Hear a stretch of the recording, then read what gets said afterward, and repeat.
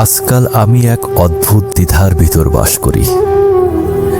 মনটা যেন দুই দিকের টানে ছিঁড়ে যায় প্রতিদিন। সপ্তাহের শেষে যখন বন্ধুরা মিলে কোথাও যাওয়ার কথা বলে, আমার ভিতরের এক অংশ হঠাৎ করে জেগে ওঠে, চিৎকার করে বলে, যেতে হবে, মানুষের মাঝে একটু হারিয়ে যেতে হবে।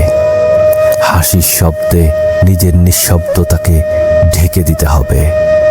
মনে হয় অনেক দিন তো কারো পাশে বসা হয়নি, কেউ আর আমার গল্প শোনে না।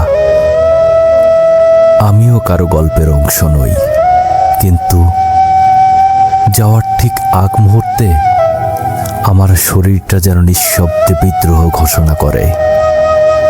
কোনো এক অদৃশ্য ক্লান্তি এসে জড়িয়ে ধরে আমাকে। মনে হয় না গেলেই কি নয়। এই ভিড়, এই কোলাহল, এই জোর করে মুখে তুলে আনা হাসি, সবকিছু হঠাৎ অপরিচিত লাগে। নিজের ছোট্ট ঘরের চার দেওয়ালের নীরবতা তখন অনেক বেশি আপন মনে হয়। যেখানে আমাকে অভিনয় করতে হয় না, যেখানে আমি ঠিক আমার মতো করে থাকতে পারি। তাই আমি যাই না। আর তারপর রাতের নিঃশব্দে ফোনের স্ক্রিনে ভেসে ওঠে তাদের হাসি মুখের ছবি, তাদের আনন্দে ভরা মুহূর্তগুলো। আমি চুপচাপ তাকিয়ে থাকি, আর ভেতরে ভিতরে একটা প্রশ্ন জেগে ওঠে, কেন যে গেলাম না? মনে হয় আমি বুঝি একটু একটু করে হারিয়ে যাচ্ছি সব সম্পর্কের ভিড় থেকে।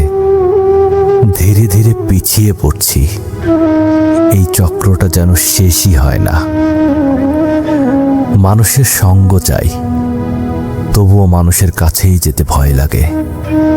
সামাজিক হতে গিয়ে ক্লান্ত হয়ে পড়ি, আর একা থাকতে গিয়ে একাকিত্ব আমাকে নিঃশব্দে গ্রাস করে।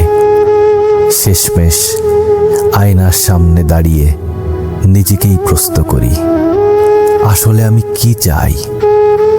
কিন্তু উত্তরটা দিনের পর দিন আরো ঝাপসা হয়ে যাচ্ছে।